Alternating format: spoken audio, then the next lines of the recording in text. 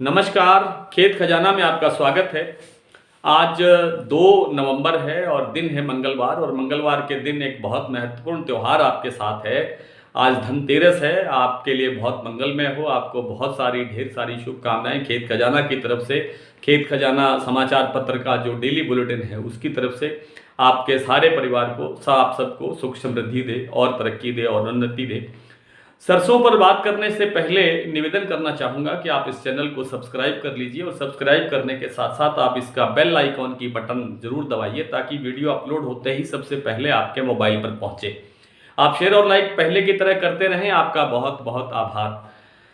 सरसों पर जैसे मैंने कल जिक्र किया था कि सरसों की जो एक तेल तिलहन की भारतीय संस्था है SEA, सॉल्वेंट एक्सट्रैक्टर्स एसोसिएशन, इसने कहा था कि तेल की महंगाई रोकने के लिए, खाद्य तेलों की महंगाई रोकने के लिए वे खाद्य तेलों के जो दाम हैं उनमें 3 से 5 रुपए प्रति क्विंटल की दर से कटौती करेंगे, और आज उन्होंने किया भी है।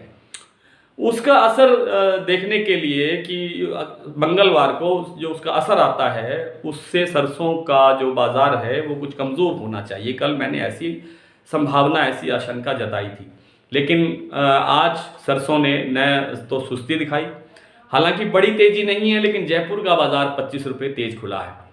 बाकी सभी बाजार लगभग स्थिर रहे हैं, यानी जो परसों भाव थे वही, जो कल भाव थे वही आज भाव लगभग रहे। कुछ मंडियों में ही काम हुआ है।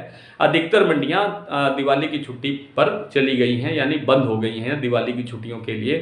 2-3 दिन अब कारोबार नहीं होगा। उसके बाद जब मंडियां खुलेगी तो फिर सरसों की गतिविधि और दिखाई सुनाई देगी। तो कहने का तात्पर्य यह है कि सरसों पर इतने प्रहार किए जा रहे हैं, चारों तरफ से दबाव बनाने का प्रयास किया जा रहा है, उसके बावजूद सरसों हार मानने को तैयार नहीं है, मंदा आने को तैयार नहीं है। कारण सिर्फ एक ही है कि उपलब्धता बहुत कम रह गई है। इस बार जो सरसों की बिजाई है वो पिछले साल की तुलना में सवाया तो होनी ही चाहिए।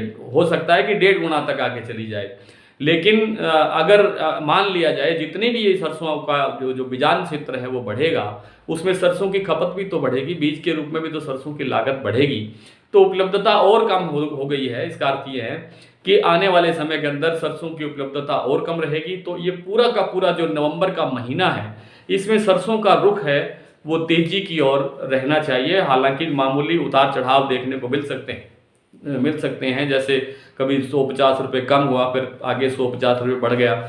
बहुत तेजी के साथ आगे ना बढ़े, लेकिन इसमें तेजी का रुख बना रहेगा। बात करते हैं नरमा की। तो नरमा में आज राजस्थान की मंडियां जैसे कई दिन से बहुत तेज चल रही हैं, बहुत गर्म चल रही हैं, आज भी ऐसा ही देखने को मिला है। आज अनूपगढ़ के अंदर जो भाव मुझे देखने को मिला वो 9400 रुपये तक के घरों में, 9352 रुपये से लेकर के 9400 रुपये तक के घरों में कारोबार नरमे का हुआ है, बीटी कॉटन का हुआ है। इसी तरह से दूसरी मंडियों में भी भाव ठीक ठाक रहा है। हालांकि फिर वही बात है कि मंडियों में काम बहुत कम हुआ है। इसी तरह से दूसरी जो एलनाबाद और आदमपुर मंडी है हरियाणा की, वहाँ पर भी भाव जो है 9100 से ऊपर रहे हैं। मध्य प्रदेश के एक मंडी के अंदर भाव कल 9800 रुपये भी बोला गया है, और कुछ मंडियों में 10,000 पार करता हुआ देखा जा रहा है। यानी कुल मिलाकर के नरमा की जो पोजीशन है, यानी जो बीटी कॉटन की जो पोजीशन है, उसमें कोई मंदे की संभावना फिलहाल नहीं है। दिवाली के बाद आवक बढ़ने की संभावना है, और आवक बढ़ेगी तो थोड़ा बहुत दबाव देखने को मिल सकता है। बड़े गिरावट की या बड़े मंदे की कोई गुंजाइश नहीं है। बात कर लेते हैं थोड़ी सी ग्वार की, क्योंकि ग्वार पिछले 2-3 दिन से देखिए आप, संभावना तो ये थी कि ग्वार तेजी से आगे बढ़ेगा, लेकिन वायदा बाजार के अंदर दोनों में, यानी ग्वार सीड और ग्वार गम दोनों के अंदर बड़ी गिरावट दर्ज की जा रही है। जिसके पीछे कारण ये है, मुझे जो लगता है कि इसके पीछे कोई न कोई बड़ी साजिश है। ग्वार कहीं उपलब्ध नहीं है। राजस्थान के सिर्फ नागौर मेड़ता को छोड़ करके कहीं भी ग्वार की आवक नहीं हो रही है। कहीं 150 बोरी अगर हो भी रही है तो वो ना के बराबर है। इसके बावजूद अगर उपलब्ध नहीं है सामान, और उसके बावजूद अगर बाजार गिरता है, इसके पीछे कोई ना कोई मुझे तो साजिश दिखाई देती है।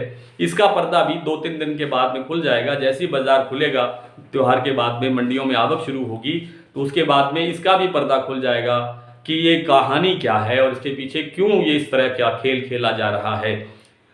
बासमती का बाजार पहले से बहुत सुधार की दिशा में आगे बढ़ रहा है, और आगे भी सुधार की दिशा में ही आगे बढ़ने की संभावना है।